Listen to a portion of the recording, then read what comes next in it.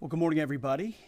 Just arrived last night back from NATO, 2 days apart from my battle buddy, so it's good to see him this morning. Good to see you, Mr. Chairman. You too, sir. Where there was a historic outcome. I want to start with that real quick. I think there's so much news, so many things happening that oftentimes big, momentous moments get missed. What President Trump accomplished in NATO yesterday was game-changing and historic. A shift in burden sharing to European responsibility in NATO that most would have said was impossible at the beginning of his term. But he said NATO needs to pay up. They started in the first term, and here in his second term, we've accelerated that. 32 NATO countries committed to spending 5% of their GDP on defense, on actually investing in the NATO alliance. So I hope with all the ink spilled, all of your outlets find the time to properly recognize this historic change in continental security that other presidents tried to do, other presidents talked about. President Trump accomplished it. It's a huge deal. You see, we're here this morning because in hunting for scandals all the time, in trying to find wedges and spin stories, this press corps and the press corps miss historic moments. You miss historic moments like 5% at NATO, which when you hear, I was in the closed door briefing, I wish there could have been cameras in there. When you heard the prime ministers and presidents of other countries, to a man and to a woman, looking at President Trump and saying, this never could have happened, never would have happened. It seemed impossible 5 years ago, 2 years ago, 8 years ago. But here we are because of your leadership. If you ask them the question, I bet they'd say the same thing. But searching for scandals, you miss historic moments, like recruiting at the Pentagon. Historic levels in the Army, the Air Force, and the Navy. Yeah, maybe there'll be a little mention here or there, but because it was under President Trump's leadership, because Americans are responding to him as commander-in-chief, the press corps doesn't want to write about it. Or bring us to the topic of the moment, the highly successful strikes in Iran. Let me read the bottom line here. President Trump directed the most complex and secretive military operation in history, and it was a resounding success, resulting in a ceasefire agreement and the end of the 12-day war. There's been a lot of discussion about what happened and what didn't happen. Step back for a second. Because of decisive military action, President Trump created the conditions to end the war, decimating, choose your word, obliterating, destroying Iran's nuclear capabilities. I want to read some of the assessments that have been provided, because whether it's fake news, CNN, MSNBC, or the New York Times, there's been fawning coverage of a preliminary assessment. I've had a chance to read it. Every outlet has breathlessly reported on a preliminary assessment from DIA. I'm looking at it right now. Again, it was preliminary, a day and a half after the actual strike, when it admits itself in writing that it requires weeks to accumulate the necessary data to make such an assessment. It's preliminary. It points out that it's not been coordinated with the intelligence community at all. There's low confidence in this particular report. It says in the report there are gaps in the information. It says in the report multiple linchpin assumptions are what this assessment, a linchpin assumption, you know what that is? That means your entire premise is predicated on a linchpin. If you're wrong, everything else is wrong. And yet, still, this report acknowledges it's likely severe damage. Again, this is preliminary, but leaked because someone had an agenda to try to muddy the waters and make it look like this historic strike wasn't successful. I'm going to get to the chairman in a moment because he's going to lay out the particulars for you based on his professional military experience. But here's what other folks are saying. The DIA that put that report out says this is a preliminary low-confidence report and will continue to be refined as additional intelligence becomes available. How about the Israeli Atomic Energy Commission? The devastating U.S. strikes on Fordow destroyed the site's critical infrastructure and rendered the enrichment facility inoperable. Have any of these quotes made their way into the New York Times or the Washington Post? MSNBC? CNN? Any of these quotes? How about this one? This is a new one from the UN, the United Nations. No friend of the United States, or certainly Israel often. Here's the head of the UN Atomic Energy Agency this morning, Rafael Grossi, U.S. and Israeli strikes caused enormous damage to Iran's nuclear sites. Don't take my word for it. How about the IDF's chief of staff? I can say here that the assessment is that we significantly damaged the nuclear program, setting it back by years. I repeat, years. The Iranian foreign minister, the spokesman, our nuclear installations have been badly damaged, that's for sure. I'm sure that's an understatement. John Radcliffe, the director of the CIA, putting out a statement just last night. CIA can confirm that a body of credible intelligence indicates Iran's nuclear program has been severely damaged by recent targeted strikes. This includes new intelligence from a historically reliable, very different than preliminary assessment with low confidence. He's saying historically reliable and accurate source and method that several key Iranian nuclear facilities were destroyed and would have to be rebuilt over the course of years. CIA continues to collect additional reliably sourced information to keep appropriate decision makers fully informed. How about DNI Tulsi Gabbard yesterday? She writes, and I quote, "New intelligence confirms what POTUS has stated numerous times. Iran's nuclear facilities have been destroyed." Institute for Science and International Security President David Albright, overall, Israel and U.S. attacks have effectively destroyed Iran's centrifuge enrichment program. Time and time again, I can go down the list. Those that understand, those that see, those that do proper assessments recognize that what the United States military did was historic. And again, before I pass it to the chairman,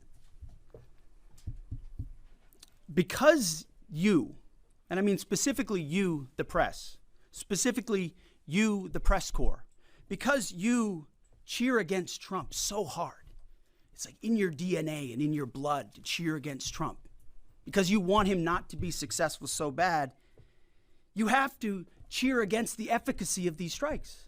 You have to hope maybe they weren't effective. Maybe the way the Trump administration has represented them isn't true. So let's take half-truths, spun information, leaked information, and then spin it in every way we can to try to cause doubt and manipulate the public mind over whether or not our brave pilots were successful. How many stories have been written about how hard it is to, fly a plane for 36 hours? Has MSNBC done that story? Has Fox? Have we done the story how hard that is? Have we done it 2 or 3 times so that American people understand? How about how difficult it is to shoot a drone from an F-15 or 16 or F-22 or F-35? Or what it's like to man a Patriot battery? Or how hard it is to refuel midair? Giving the American people an understanding of how complex and sophisticated this mission really was. There are so many aspects of what our brave men and women did that because of the hatred of this press corps are undermined because your people are trying to leak and spin that it wasn't successful. It's irresponsible. And folks in this room are privy to that information because of the proximity here in the Pentagon. It's an important responsibility. And time again, classified information is leaked or peddled for political purposes to try to make the president look bad. And what's really happening is you're undermining the success of incredible B-2 pilots and incredible F-35 pilots and incredible refuelers and incredible air defenders who accomplished their mission, set back a nuclear program in ways that other presidents would have dreamed. How about we celebrate that? How about we talk about how special America is, that only we have these capabilities? I think it's too much to ask, unfortunately, for the fake news. So we're used to that. But we also have an opportunity to stand at the podium and read the truth of what's really happening. And the reality is you want to call it destroyed, you want to call it defeated, you want to call it obliterated, choose your word. This was an historically successful attack, and we should celebrate it as Americans. And it gives us a chance to have peace, chance to have a deal, and an opportunity to prevent a nuclear Iran, which is something President Trump talked about for 20 years, and no other presidents had the courage to actually do. So with that, I want to hand it over to the chairman of the Joint Chiefs. They've done technical analysis on this, not just on the strike, but also on our Patriot defenders, on Al Udeid. And Mr. Chairman, I'll hand it over to you. Good morning. Thank you, Mr. Secretary, and good morning, and all of you. Thank you for being here. As a follow-up to my comments on Sunday's press conference, I wanted to give you a few updates this morning on something I'm honored to do as a chairman, and that's a chance to get to talk about some of our service members and the incredible things that they do on behalf of our nation. And I apologize ahead of time for the length and the detail. Today I'm going to brief you on a couple things. First, I'm going to talk about our air defenders at Al Udeid in Qatar and their actions on Monday.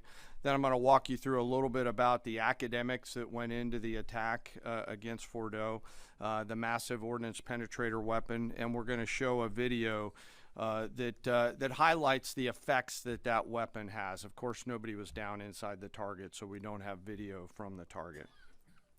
First, on Monday. As the President has stated, on Monday morning we began to receive indications and warnings that Iran intended to attack U.S. bases in the region.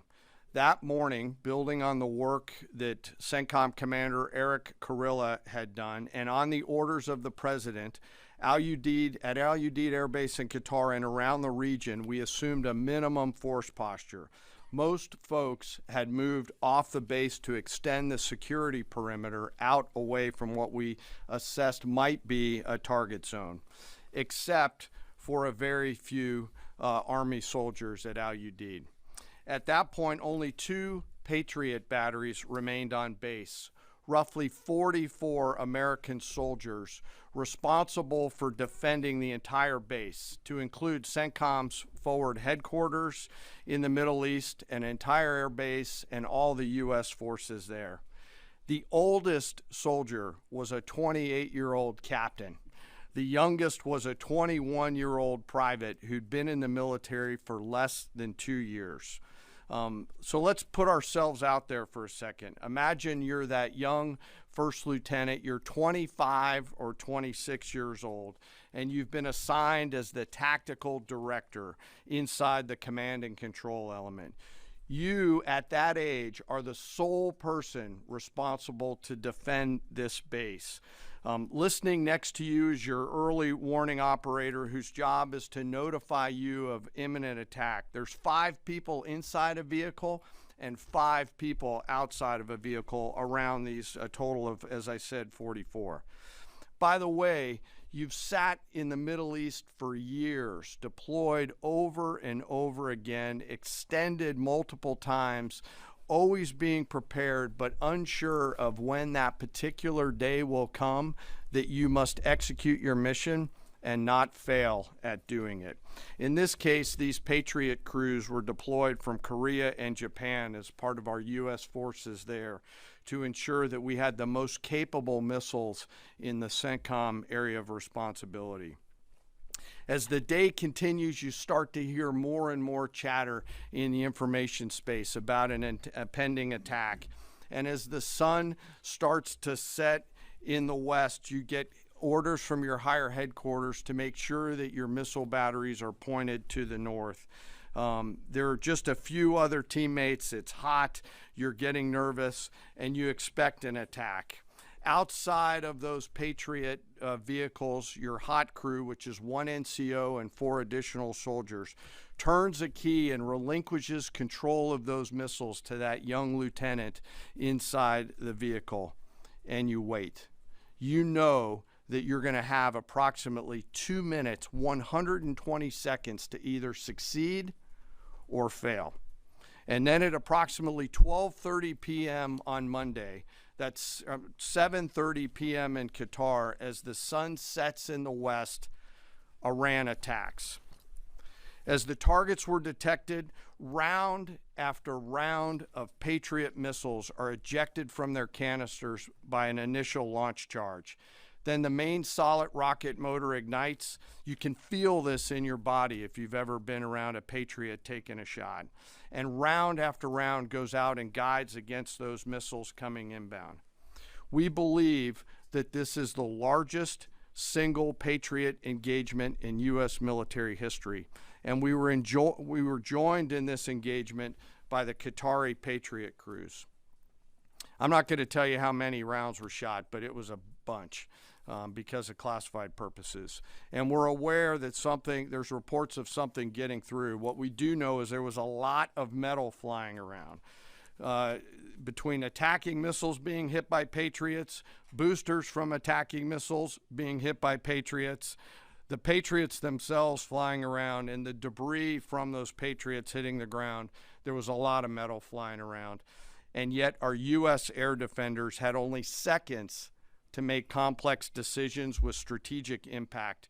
These awesome humans, along with their Qatari brothers and sisters in arms, stood between a salvo of Iranian missiles and the safety of Al Udeid. They are the unsung heroes of the 21st century United States Army. And I know a lot of you have seen the videos online and the excitement as those Patriots departed their launchers and went up and guided. This really demonstrates the combat capability and capacity of our Army air defenders. Simply stated, they absolutely crushed it. If you'd flip this over, thanks. Let me next move to a walkthrough of the GBU-57 massive ordnance penetrator weapon and share a little bit about the planners who did this and their work on the weapon. First, let me set the stage for you. There's an organization in the U.S. called the Defense Threat Reduction Agency, DTRA. DTRA does a lot of things for our nation, but DTRA is the world's leading expert on deeply buried underground targets. In 2009, a Defense Threat Reduction Agency officer was brought into a vault at an undisclosed location and briefed on something going on in Iran. For security purposes, I'm not going to share his name.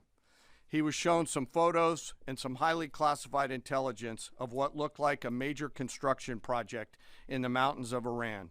He was tasked to study this facility, work with the intelligence community to understand it, and he was soon joined by an additional teammate. For more than 15 years, this officer and his teammate lived and breathed this single target, Fordow, a critical element of Iran's covert nuclear weapons program.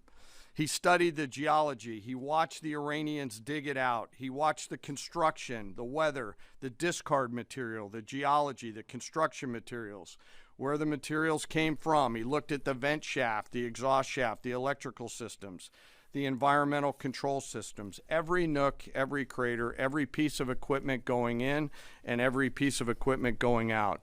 They literally dreamed about this target at night when they slept. They thought about it driving back and forth to work, and they knew from the very first days what this was for. You do not build a multi-layered underground bunker complex with centrifuges and other equipment in a mountain for any peaceful purpose. They weren't able to discuss this with their family, their wives, their kids, their friends, but they just kept grinding it out. And along the way, they realized we did not have a weapon that could adequately strike and kill this target. So they began a journey to work with industry and other tacticians to develop the GBU-57. They tested it over and over again, tried different options, tried more after that. They accomplished hundreds of test shots and dropped many full-scale weapons against extremely realistic targets for a single purpose: kill this target at the time and place of our nation's choosing. And then, on a day in June of 2025, more than 15 years after they started their life's work, the phone rang and the President of the United States ordered the B-2 force that you've supported to go strike and kill this target.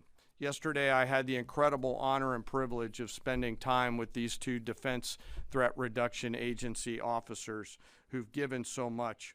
One of them said, quote, "I can't even get my head around this. My heart is so filled with the pride of being a part of this team. I am so honored to be a part of this." To you both, thank you, and thank you to your families. Operation Midnight Hammer was the culmination of those 15 years of incredible work. The air crews, the tanker crews, the weapons crews that built the weapons, the load crews that loaded it. Before I run through this video today, I want to talk a little bit about weaponeering and what goes into an attack. Weaponeering is the science of evaluating a target. I mentioned all of those factors before that these two DTRA officers had thought about. Ultimately, weaponeering is determining the right weapon and fuse combination to achieve the desired effects and maximum destruction against a target. In the case of Fordo, the DTRA team understood with a high degree of confidence the elements of the target required to kill its functions, and the weapons were designed, planned, and delivered to ensure that they achieve the effects in the mission space. By the way, in the beginning of its development, we had so many PhDs working on the MOP program, doing modeling and simulation, that we were quietly and in a secret way the biggest users of supercomputer hours within the United States of America. So let me talk about the graphic a little bit. And the GBU-57, which all of you I know is a 30,000 pound weapon dropped only by the B-2. It's comprised of steel, explosive, and a fuse, programmed bespokely, each weapon to achieve a particular effect inside the target. Each weapon had a unique desired impact angle, arrival, final heading, and a fuse setting. The fuse is effectively what tells the bomb when to function. A longer delay in a fuse, the deeper the weapon will penetrate and drive into the target. So on Fordo, in June of 2008, you can see these three holes. Depicted here is the main exhaust shaft with two additional ventilation shafts on either side. The United States decided to strike these two ventilation shafts, seen here on the main graphic, as the primary point of entry into the mission space. In the days preceding the attack against Fordo, the Iranians attempted to cover the shafts with concrete to try to prevent an attack. I won't share the specific dimensions of the concrete cap, but you should know that we know what the dimensions of those concrete caps were. The planners had to account for this. They accounted for everything. The cap was forcibly removed by the first weapon, and the main shaft was uncovered. Weapons 2, 3, 4, 5 were tasked to enter the main shaft, move down into the complex at greater than 1,000 feet per second, and explode in the mission space. Weapon number 6 was designed on each side, so there were 6 on each side. Weapons number 6 was designed as a flex weapon to allow us to cover if one of the preceding jets or one of the preceding weapons did not work. The video I'm about to show you is a culmination of over 15 years of development and testing. As I said, hundreds of test shots on various models. This is one weapon.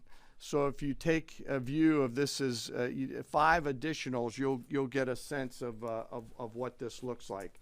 Hopefully you can see it and there's not too much reflection. Tom runs our videos out there. We'll run it at full speed so you can see it and then go back through it. Go ahead, Tom.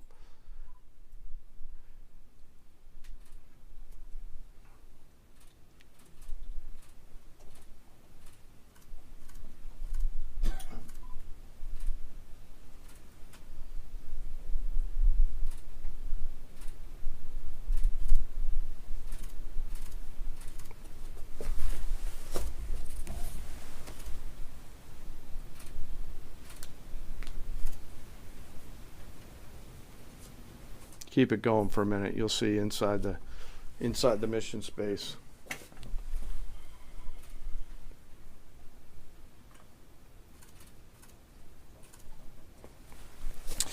Unlike a normal surface bomb, you won't see an impact crater because they're designed to deeply bury and then function. I know there's been a lot of questions about that. All 6 weapons at each vent at Fordo went exactly where they were intended to go. A bomb has three effects that causes damage: blast, fragmentation, and overpressure. In this case, the primary kill mechanism in the mission space was a mix of overpressure and blast, ripping through the open tunnels and destroying critical hardware. The majority of the damage we assessed based on our extensive modeling was a blast layer combined with the impulse extending from the shock. Imagine what this looks like 6 times over. A point that I want to make here: the Joint Force does not do BDA. By design, we don't grade our own homework. The intelligence community does. But here's what we know following the attacks and the strikes on Fordo. First, that the weapons were built, tested, and loaded properly. 2, the weapons were released on speed and on parameters. 3, the weapons all guided to their intended targets and to their intended aim points. 4, the weapons functioned as designed, meaning they exploded. And we know this through other means, intelligence means that we have, that were visibly, we were visibly able to see them. And we know that the trailing jets saw the first weapons function, and the pilots stated, quote, "This was the brightest explosion that I've ever seen. It literally looked like daylight." Let me now turn to the bomber crews themselves, give you a few details about them. The crews that attacked Fordo were from the active duty Air Force and the Missouri Air National Guard. The crews ranked from captain to colonel, and most were graduates of the Air Force Weapons School headquartered at Nellis Air Force Base in Nevada. I will state for the record that there is no beach volleyball or football at the Air Force Weapons School. They were male and female aviators on this mission. And a crew member told me when I talked to them on video the other day that this felt like the Super Bowl, the thousands of scientists, airmen, and maintainers all coming together. One last story about people. When the crews went to work on Friday, they kissed their loved ones goodbye, not knowing when or if they'd be home. Late on Saturday night, their families became aware of what was happening. And on Sunday, when those jets returned from Whiteman, their families were there. Flags flying and tears flowing. I have chills literally talking about this. The jets rejoined into a formation of 4 airplanes followed by a formation of 3 and came up overhead Whiteman proudly in the traffic pattern, pitching out to land right over the base and landing to the incredible cheers of their families who sacrifice and serve right alongside their family members. Like I said, there were a lot of flags and a lot of tears. One commander told me this is a moment in the lives of our families that they will never forget. That, my friends, is what America's Joint Force does. We think, we develop, we train, we rehearse, we test, we evaluate every single day. And when the call comes to deliver, we do so. I could not be more proud standing up here today of our Joint Force. I'm filled with gratitude that I get to tell their story. And as we stand here right now, our forces remain on a high state of readiness in the region, prepared to defend themselves. And one last thing, our adversaries around the world should know that there are other DTRA team members out there studying targets for the same amount of time, and will continue to do so. Thank you very much. I apologize for the length. I look forward to your questions. Thank you, Mr. Chairman. I would just thank you, by the way, for that extensive work, the lay down. I mean, even, do you have that laser pointer? Okay. Yes, sir. Thank you, squaring me away as always. I mean, even in just the public reporting, if you see the post-strike shaft of the 3 holes, the vast majority, and fairly so, the vast majority of speculation has been, those are the 3 strike points. When in actuality, what you realize is these are the vents, these are the caps, the first munition took the cap off, and the other 5 went down the center hole, which if you're planning the target, you would want it to be the direct one going to the bottom. These are the types of things that go into the planning for a strike that the Pentagon would not expect the press corps, the American people, to initially understand. So laying this information out is helpful. But it's also why we ask for a beat for a moment, for a day or two, the opportunity to tell that story, because as the chairman said, these men and women that did this mission, they just want to do their job. They're not expecting their story to be told. They're not expecting the glory. They are grateful for the flags and the hugs of family. That's why they do the job. But they also know they were a part of something historic. We know how historic it was. The chairman does. I know. Our staffs know. And so that's why we are, and the president of the United States knows. And that's why it's almost personal when we see the way in which leaks are used to try to disparage the outcome or muddy the waters about the impact of what happened without being responsible with information and allowing the professionals to assess and provide that information just like the chairman did. So thank you, Mr. Chairman, for that information. Sure. And we welcome a few additional questions. Yes, sir. General, on Sunday you said final battle damage will take some time. And you also said, I think BDA is still pending, and it would be way too early for me to comment on what may or may not still be there at the nuclear facility.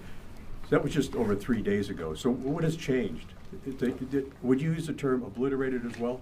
Sure, like I said, we don't do BDA. I'll refer that to the intelligence community. And when you're talking with them, I mean, what changed in the past 3 days and make you so, you know? Sir, I think I think I explained what changed.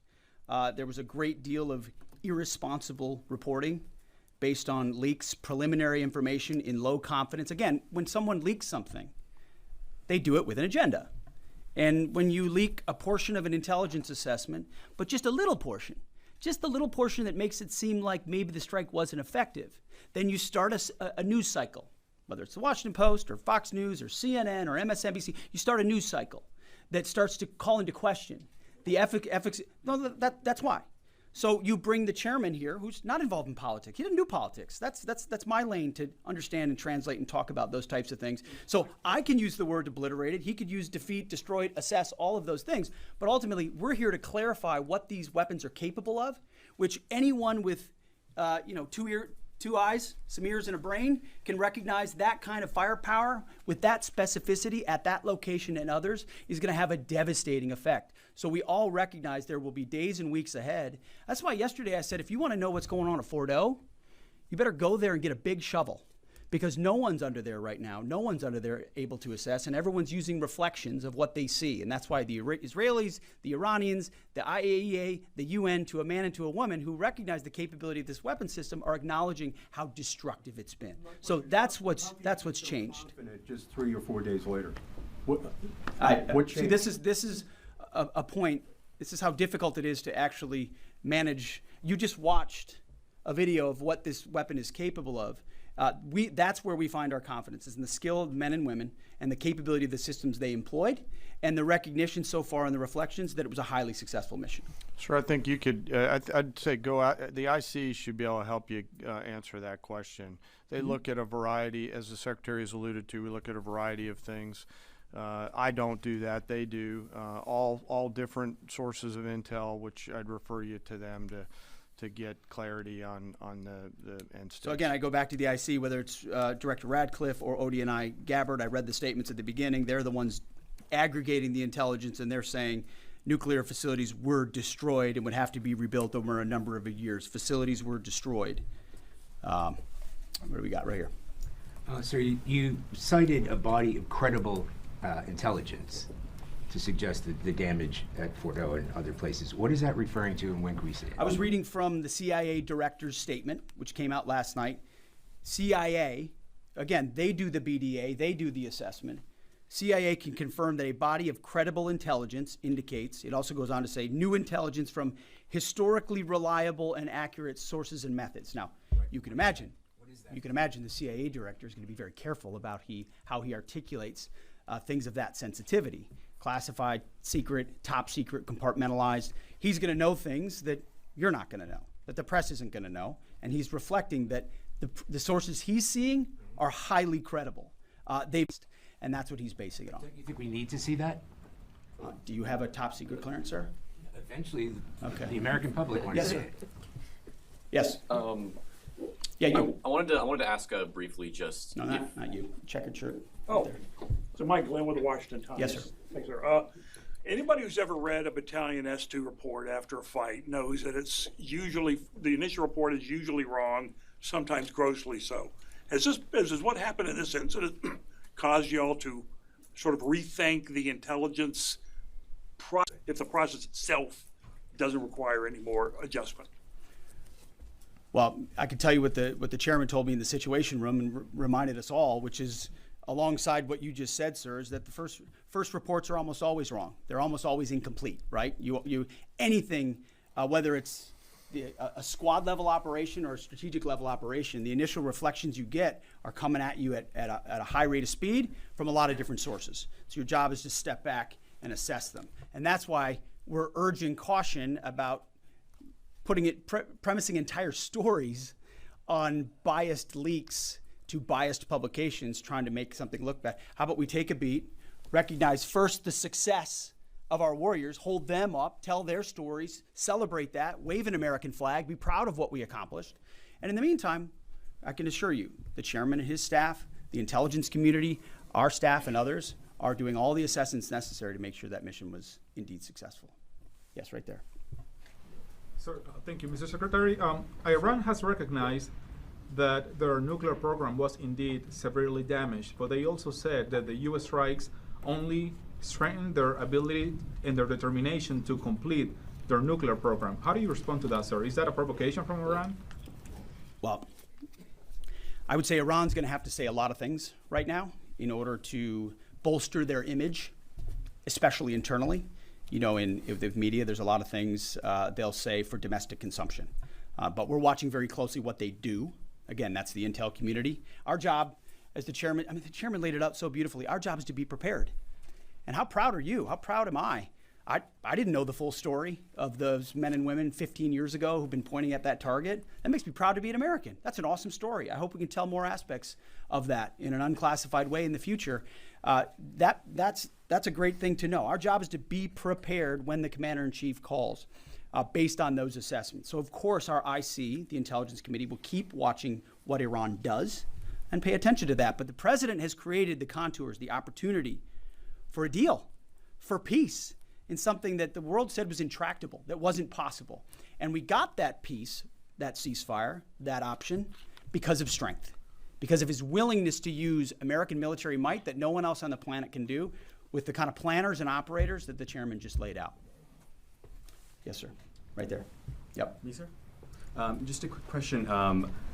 There's public imagery available saying that highly enriched uranium was moved out of Fordo before the strikes. Is that accurate? Have you seen that? And Mr. Chairman, a question for you. Have you been pressured to change your assessment or give a more rosy intelligence assessment to us by any political factors, whether it's the president or the secretary? And if you were, would you do that? Yeah, well, that one's easy. No, no, I have not, and no, I would not.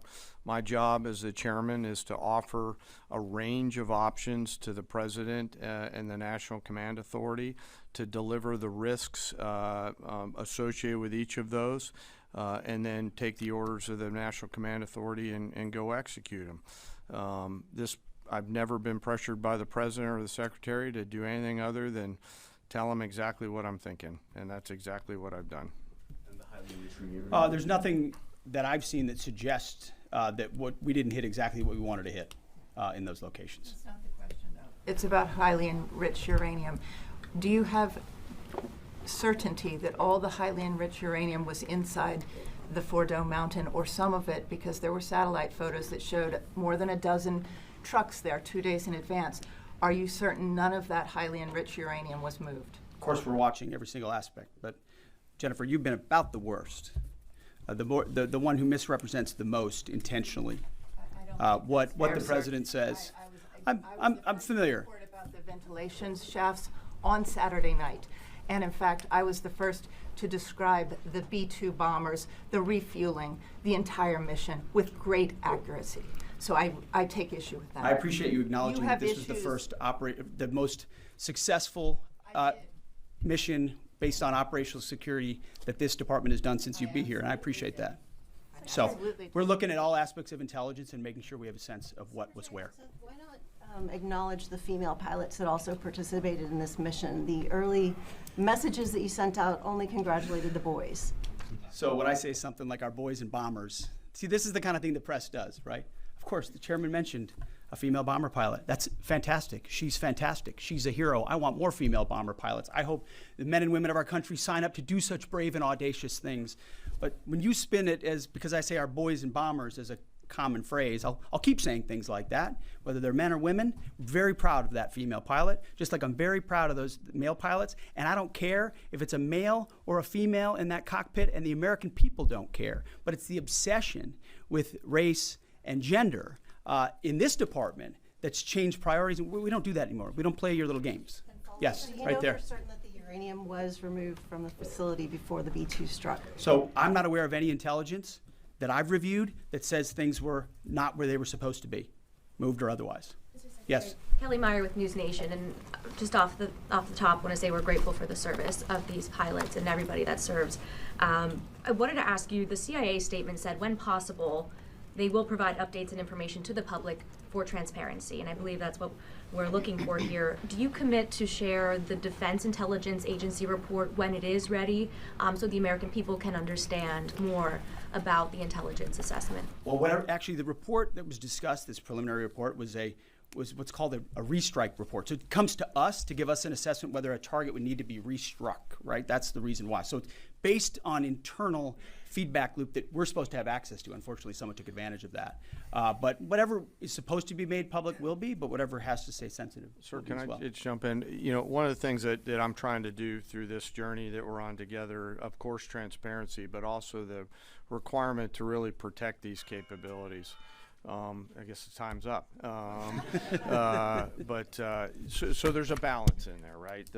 We do need to preserve options should the nation and the joint force be tasked to go do something again. So I'm confident we'll find the middle ground, but there are some things that if asked, I'd want to not release related to. So we're going to leave it right there. I want to thank the heroism of our men and women in the military. What they accomplished is truly historic. Setting back the Iranian nuclear program, untold number of years. It was a devastating attack. We appreciate you covering it. Thank you very much, Yes, sir. Chairman. Thank you.